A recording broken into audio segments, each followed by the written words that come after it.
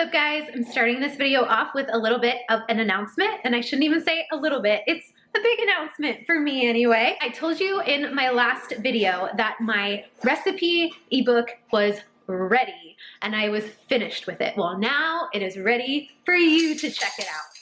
Can you hear Jackson in the background? We're just about to take him on a walk. A couple different ways that you can check out my ebook. You can click the link in the description below, or you can go to my blog. It's jordanwaddell.com/ebook, or just go to my website. There's a button right there that says ebook. Can't miss it. Go there, check it out. A lot of pictures, a lot more information, but basically it is a 25 dinner recipe plant-based ebook that you can download, that you get to keep. Every single recipe has a photo, some multiple photos. There's a little personal note for me, my pantry list, my grocery list, a full list of resources, why plant-based, all this stuff about cooking. So you're getting a lot more than just the recipes. As always, leave me your questions. If you want to know more about the book before you check it out, leave me your comments down below. And without further ado, let's get into these weekday dinner recipes. If you like what you see here, you are going to love these recipes in my ebook. Hello everyone, it is a Tuesday evening and I am just home from my clinical day, 12-hour day today, so it's a little late. It's 20 till 8. I hate eating this late, but whatever. I thought I would share with you 3 quick and easy vegan dinners that you can whip up on weeknights. We're starting tonight off with tacos because it's Taco Tuesday. I've just got some peppers going in the pan. I'll show you what I used. I did not chop all of those peppers just now. This 3-pepper and onion blend, it's just frozen from Kroger, already chopped up. I just opened the bag, put them in the nonstick skillet. I do have some spices in there that I haven't mixed in yet. Some cumin, some coriander, onion powder, garlic powder, little salt, little pepper. Then we're gonna add these jackfruit chili lime carnitas. So here it is in the package.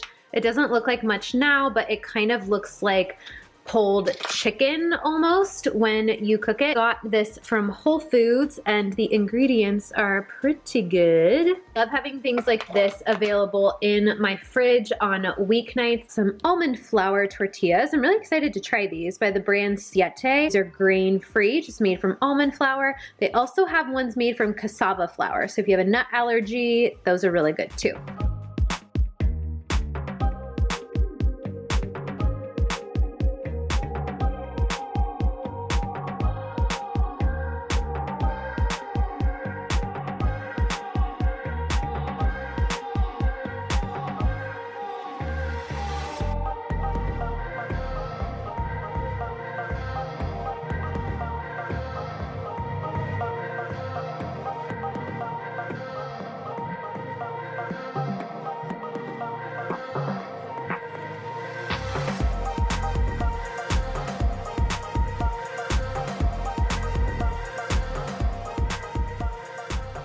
Welcome to Wednesday night. It is 6:40, just got home and I'm making a quick 10-minute everything but the kitchen sink / clean out the fridge spaghetti. Our noodles are gonna be these POW pasta noodles. This is a lentil spaghetti. It's a green lentil spaghetti. It's our spaghetti, but it's also serving as our protein too. I'm gonna cook this whole box because it's 8 ounces, boiling water. Yes, Jackson. How can I help you?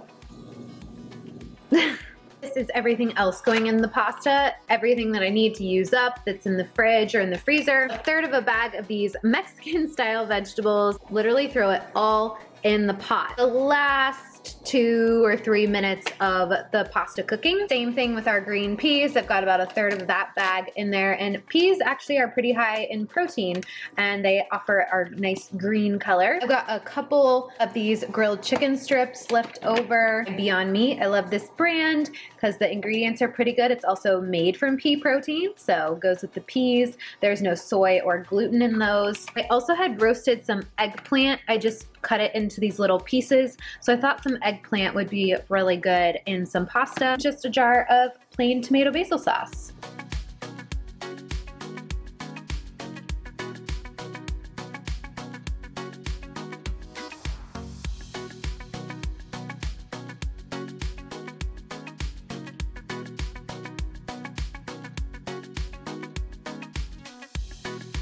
Now we're back over the stove. I'm just gonna add the roasted eggplant. And we'll get that tomato basil sauce in there. I turned off the heat, but the pan is still pretty hot, so that will heat up the sauce. I'm gonna toss everything together. For a little extra flavor, I'm gonna add a dash of onion powder, dash of garlic salt, and about a tablespoon of nutritional yeast. Just keep mixing it all together.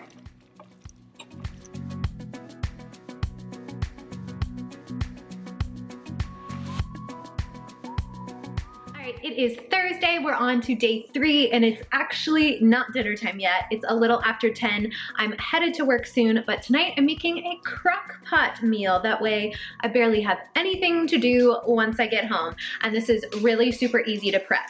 Can you hear Jackson walking in the background? We are making a spiced pumpkin soup to come home to. A spiced turmeric pumpkin soup. So it's super anti-inflammatory, delicious. I'm gonna show you what all I'm putting in the crock pot. We are of course starting with the star of the show, which is pumpkin. I'm just using canned pumpkin. Just make sure you don't get canned pumpkin pie mix. Just get 100% pure pumpkin. 2 cans of pumpkin going in. I'm doing about 1.5 cups of water. I add water because I use this better than bouillon vegetable base, but if you have vegetable broth, just use broth instead of water. So I'm gonna add a little over a teaspoon of this.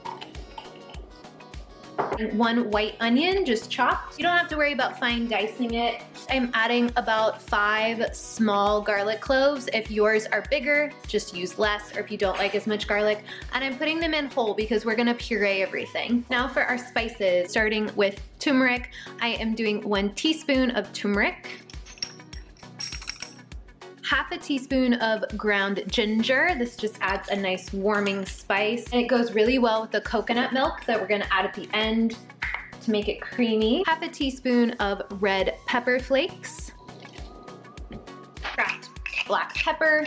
You always add pepper when you're adding turmeric because the pepper helps the curcumin, the anti-inflammatory property in the turmeric, absorb better. I'm not adding salt because my veggie broth is not low sodium, so I want to make sure it's not too salty, so I could add salt at the end once it's cooked if I think it needs it. Now you just want to give everything a mix, and that's literally it. It's so easy. Put the lid on, set it on low for 8 hours. It probably doesn't need all of 8 hours, probably 6 to 8 hours would be fine. And there we go. My dinner is cooking while I'm at work. That weird, ooh, that's sun. Oh my goodness.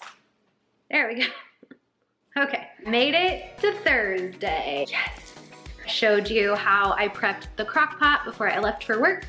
So now my pumpkin soup is all ready to go. I used my immersion blender. I wanted to make sure the onion and the garlic and the spices were all blended and mixed in. Added 1 can of full fat coconut milk. So the only ingredients were just coconut and water. I just mixed it up, poured it into the crock pot, and then stirred it all in. I went ahead and ladled it into my soup bowl. Garnish with some green onions or scallions, some pumpkin seeds because of course it's pumpkin soup. Another little sprinkle of red chili flakes because I like it spicy.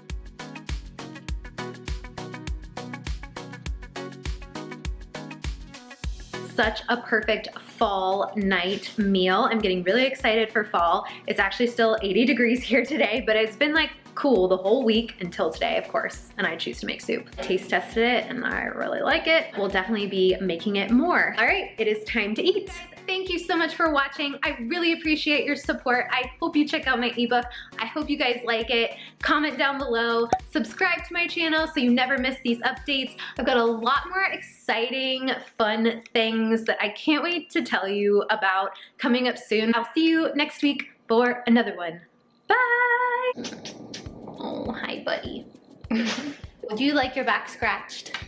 Yeah. Let's go on a walk. Let's go on a walk.